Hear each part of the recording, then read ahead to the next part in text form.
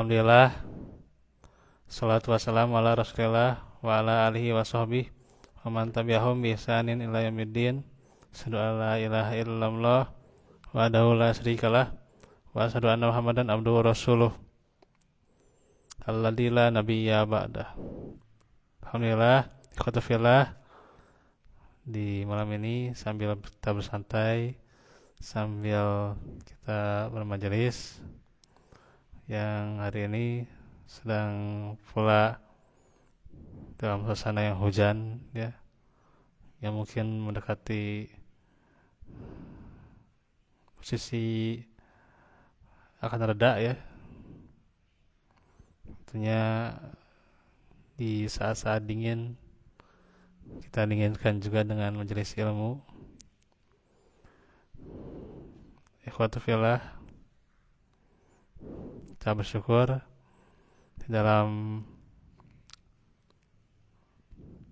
kesempatan ini melanjutkan pelajaran tentang bagaimana menebarkan cahaya kebaikan dengan Al-Quran,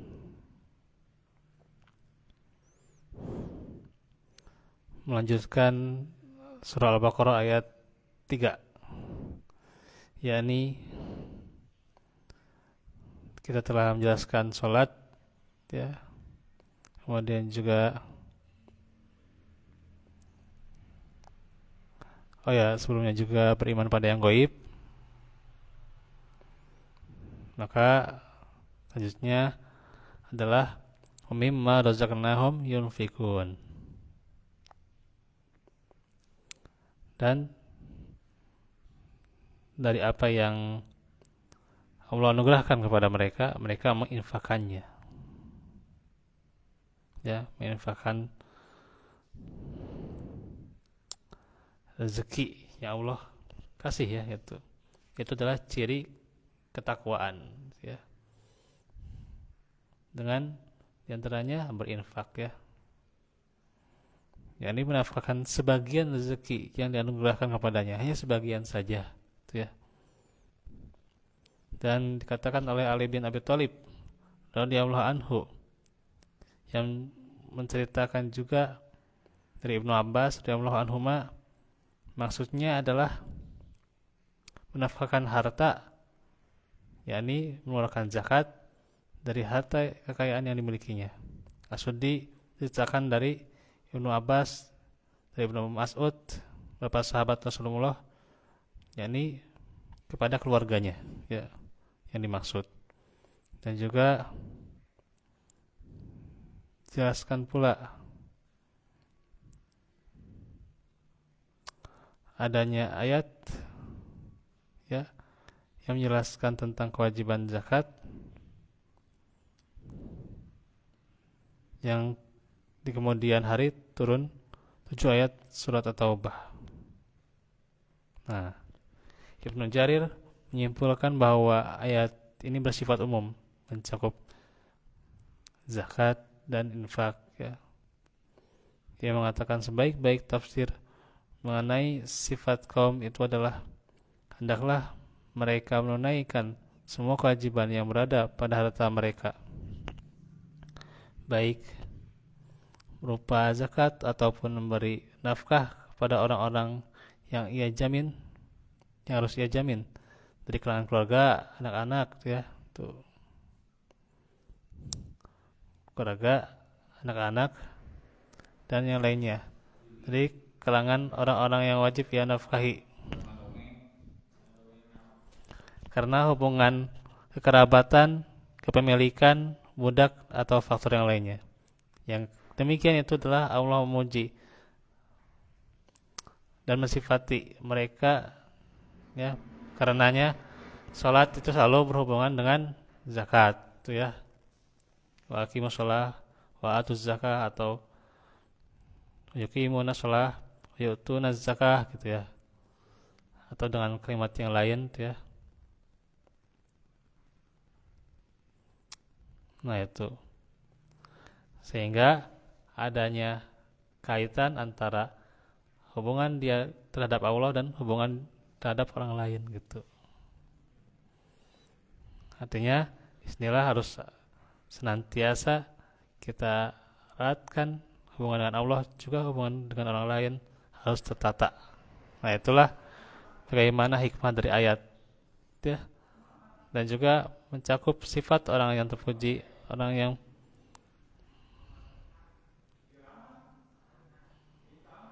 tentunya senantiasa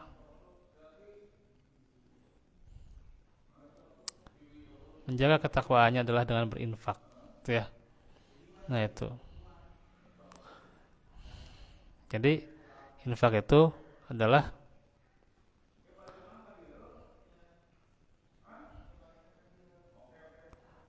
dari diantara sifat orang-orang yang bertakwa ya. Dikatakan juga orang bertakwa itu di dalam surah Ali Imran, yakni orang-orang yang berinfak fis sarra'i wad dharra ya, ketika ya dalam keadaan yang lapang maupun keadaan sempit ya gitu. Nah, itu. Jadi setiap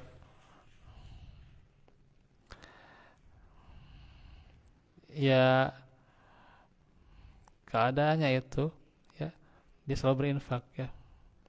Dan salah satu yang dia afdolkan ya, yang diutamakan, lebih utama adalah ketika sempit ya, kita lagi nggak adaannya kita harus infak, kita lagi susahnya infak ya, itu ya. Atau tentunya juga yang lebih minimalnya lagi adalah sedekah ya. Sedekah ini nggak harus nominalnya berapa gitu ya, sedekah itu ya. Nah, itu sedekah itu bebas ya. Beda kalau infak, infak itu ada nominalnya itu ya, tiap bulan harus berapa ya, infak wajib ya, iuran wajib itu ya gitu. Zakat ada ketentuannya dari syariat cuma ya, sudah ada ketentuannya zakat fitri itu ya. Kemudian juga zakat mal itu ada ketentuannya ya, zakat perdagangan itu ada itu ya, zakat emas dan sebagainya. Itu minimalnya apa? Sedekah. Yang nggak punya banget mah ya, gitu ya. Nah, itu saat-saat misalnya orang itu lagi susah, lagi butuh, minimalnya sedekah. Gak usah dikhawatirkan, pasti akan Allah ganti ya. Fahuwa yukhlifuh tuh ya. Tuh. Fahuwa yukhlifuh ya, Allah akan ganti. Tuh. Nah, ini kadang kita aduh berapa nih sedekah nanti ngurangan atau gimana gitu ya. Enggak, Allah akan ganti. Tuh ya. Sok kadang jadi khawatir gimana gitu ya. Ya memang kadang ya bukan adanya nggak percaya dalil ya. Hmm. Hmm. Itu. Tapi bagaimana seorang itu harus dikuatkan keyakinannya itu dengan sedekah itu ya diantaranya. Tuh.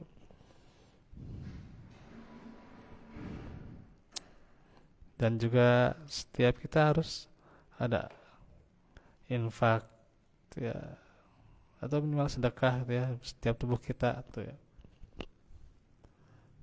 Kan di setiap persendian kita itu bersedekah ya, dengan sholat duha diantaranya. Nah, itu. Nah, maka seringkali Allah Ta'ala menyandingkan antara sholat dan zakat. Sholat merupakan hak Allah sekaligus bentuk ibadah kepadanya, dan ia mencakup pengesaan dan penyanjungan, pengharapan, pemujian, pemanjatan, doa, serta tawakal kepadanya. Sedangkan infak atau diantaranya juga zakat merupakan salah satu bentuk perbuatan baik kepada sama makhluk dengan memberi manfaat kepada mereka, dan yang paling berhak mendapatkannya adalah keluarga, kaum kerabat, serta orang-orang yang terdekat. Dengan demikian segala bentuk nafkah dan zakat yang wajib maka tercakup dalam firman-Nya, "Mimma razaqnahum yunfikun." Ya.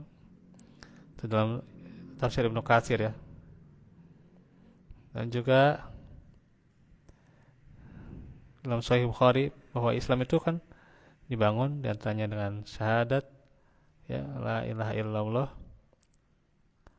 terus mendirikan sholat ya, wa ita'iz zakat. Nah itu dengan zakat ya. Itu diantara tafsir dalam Al-Quran ya.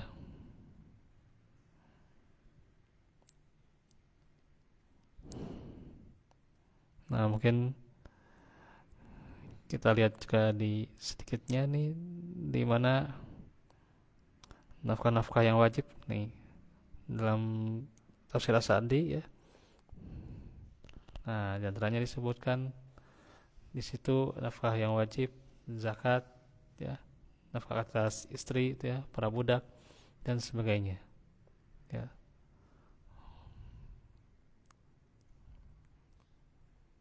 Yaitu yang wajib terhadap istri, anak ya, para budak ya. Kemudian juga dan nafkah-nafkah yang dicintai ya, dengan segala jalan kebaikan gitu ya.